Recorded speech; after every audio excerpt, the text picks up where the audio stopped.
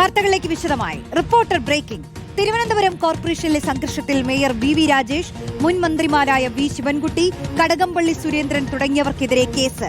സിപിഐഎമ്മിന്റെ പരാതിയിലാണ് മേയർക്കും ഡെപ്യൂട്ടി മേയർക്കുമെതിരെ കേസെടുത്തിരിക്കുന്നത്. Mayor LDF കൗൺസിലർമാരെ അസഭ്യം പറഞ്ഞുവെന്നും മർദ്ദിച്ചുവെന്നും എഫ്ഐആറിൽ പറയുന്നു. ശിവൻകുട്ടിക്കും കടകംപള്ളിക്കുമെതിരെ പോലീസ് സ്വമേധയാണ് കേസെടുത്തത്.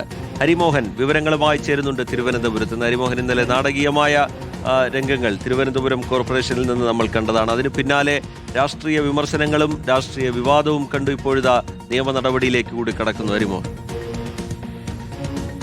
റോഷ്നി, തീർച്ചയായിട്ടും തിരുവനന്തപുരം കോർപ്പറേഷൻ ആസ്ഥാനം ഇന്നലെ യുദ്ധക്കളമായി മാറുകയായിരുന്നു.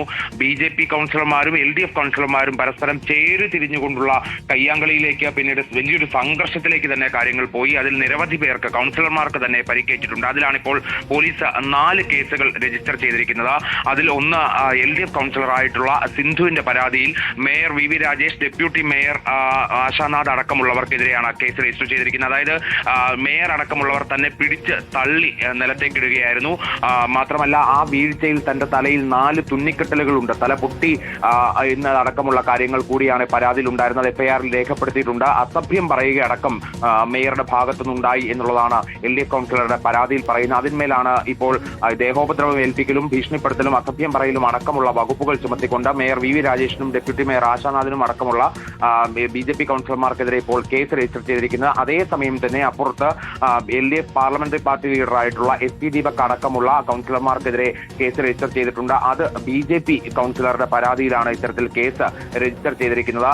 ആ പരാതിയിൽ പറയുന്ന കാര്യങ്ങൾ എന്ന് പറയുന്നത്, ആ എഫ്ഐആറിൽ പറയുന്ന കാര്യങ്ങൾ എന്ന് പറയുന്നത്, അതായത് SP ദീപക് നിലത്ത് ചവിട്ടി തള്ളിയിട്ടുകൊണ്ടാണ് തന്നെ നേരിട്ടത്, തന്നെ ക്രൂരമായി ആക്രമിക്കുകയായിരുന്നു ദീപക് ചെയ്തത് എന്നടക്കമുള്ള കാര്യങ്ങളാണ് ഇവിടെ ശ്രുതി എന്ന് പറയുന്ന BJP കൗൺസിലറുടെ പരാതിയിൽ പറയുന്നത്. അതേസമയം തന്നെ മുൻമന്ത്രി വി ശിവൻകുട്ടി, കടകംപള്ളി സുരേന്ദ്രൻ അടക്കമുള്ള CPM നേതാക്കൾക്കെതിരെ കൂടി കേസ് രജിസ്റ്റർ ചെയ്തിട്ടുണ്ട്. അത് പക്ഷേ ദേഹോപദ്രവം ഏൽപ്പിക്കുന്ന അടക്കമുള്ള വകുപ്പുകളല്ല, മറിച്ച് അന്യായമായി സംഘം ചേർന്നുകൊണ്ട് അവിടെ പോലീസിന്റെ കൃത്യനിർവഹണം അടക്കം തടസ്സപ്പെടുത്തി എന്നുള്ള വകുപ്പുകൾ ചുമത്തിയാണ് ഇവർക്കെതിരെ കേസ് രജിസ്റ്റർ ചെയ്തിരിക്കുന്നത്.